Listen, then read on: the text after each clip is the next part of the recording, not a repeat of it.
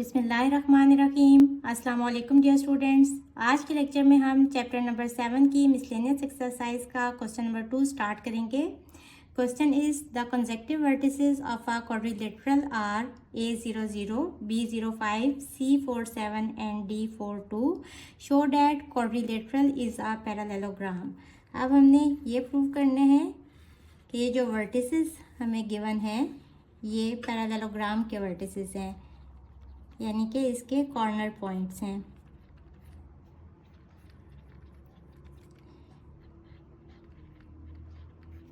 हम distance formula use करेंगे। Distance formula क्या है?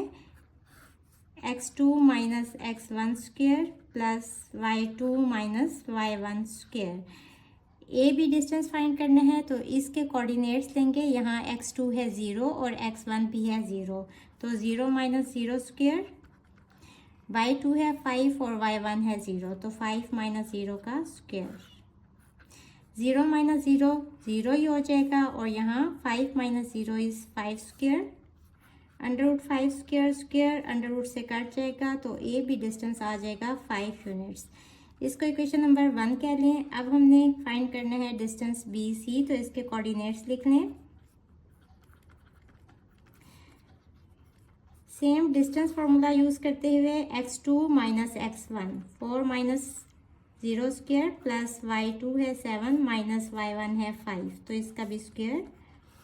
ये हो जाएगा 4 स्क्वेयर और 7 minus 5 is 2 square. 16 plus 4 which is equals to under root 20। इसको इक्वेशन नंबर 2 कह लें।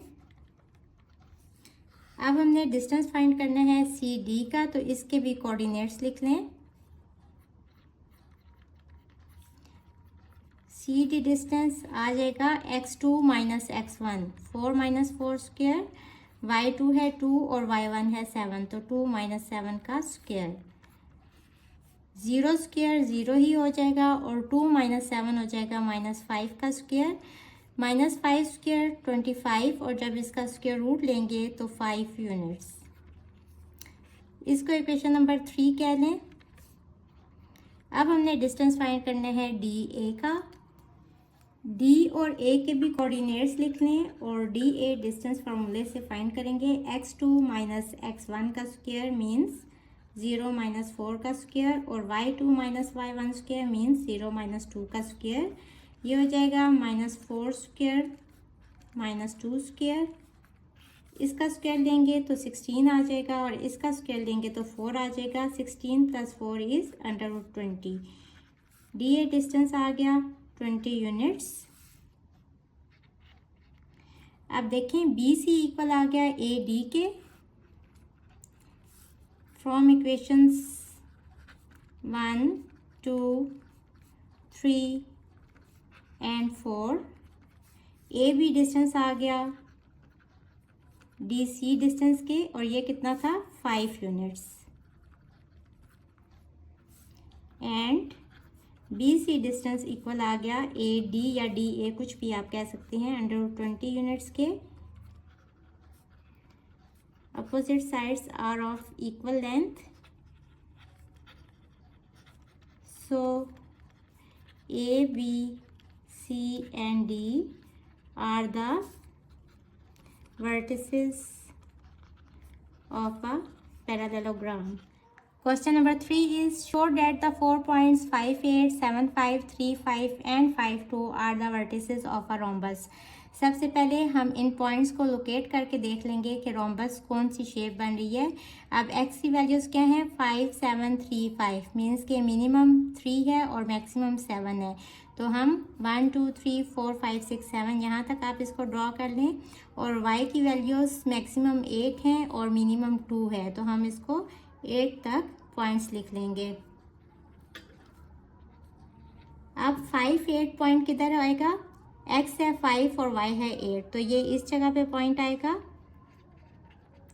सेकंड पॉइंट है 7 5, x है 7 और y है 5, तो ये पॉइंट इस जगह पे होगा। थर्ड पॉइंट है 3 5, x है 3 और y है 5, तो ये पॉइंट इस जगह पे आएगा। और फोर्थ पॉइंट कौन से है? 5 2, x है 5 और y है 2, यानी कि ये पॉइंट यहाँ आएगा। इन पॉइंट्स को ज्वाइन कर लें। अब देखें, आप इस पॉइंट को ए कह लें या इसको ए कह लें, आपकी मर्ज़ी है, लेकिन यहाँ से आपके पास एक तरतीब आ जाएगी। अब हमने खुद से नाम दे लिए, हम कहेंगे suppose A of 3 5, B of 5 2, C of 7 5 and D of 5 8 be the vertices. Then अब हमने डिस्टेंस फाइंड करने हैं ए बी, तो इसके लिए ए और बी के कोऑर्डिनेट्स यूज़ करेंगे। x2 माइनस x1 5 माइनस 3 का square plus y2 minus y1 mean 2 minus 5 का स्क्वायर। 5 माइनस 3 इज़ 2 स्क्वायर और 2 माइनस 5 हो जाएगा माइनस 3 का स्क्वायर। ये हो जाएगा 4 और 9 which is equals to √13 units. इसको इक्वेशन नंबर 1 कह लें। अब हमने डिस्टेंस फाइंड करना है बी सी का, तो बी और सी के कोऑर्डिनेट्स देखेंगे। x2 माइनस x1 7 माइनस 5 का square, y2 minus y1 5 minus 2 का स्क्वायर। ये हो जाएगा 2 स्क्वायर और यहाँ हो जाएगा 3 स्क्वायर। 4 प्लस 9 आ जाएगा और which is again equals to √13। तो बी सी इक्वल आ गया √13 यूनिट्स। इसको इक्वेशन नंबर 2 कह दें। अब हमने डिस्टेंस फाइंड करने हैं सी डी का, तो इसके लिए हमें सी और डी के कोऑर्डिनेट्स चाहिए। x2 माइनस x1 5 माइनस 7 का स्क्वायर हो जाएगा plus y2 minus y1 8 minus 5 का square. 5 minus 7 is minus 2 square और 8 माइनस 5 इज़ 3 स्क्वायर। ये हो जाएगा 4 plus 9 which is again equals to √13 units.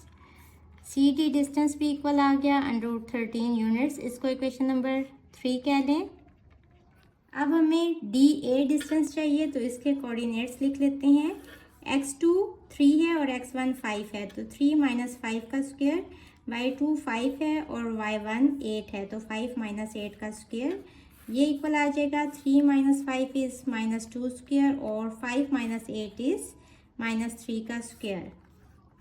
4 plus 9 आ जाएगा which is equals to √13 units. इसको इक्वेशन नंबर 4 कह लें।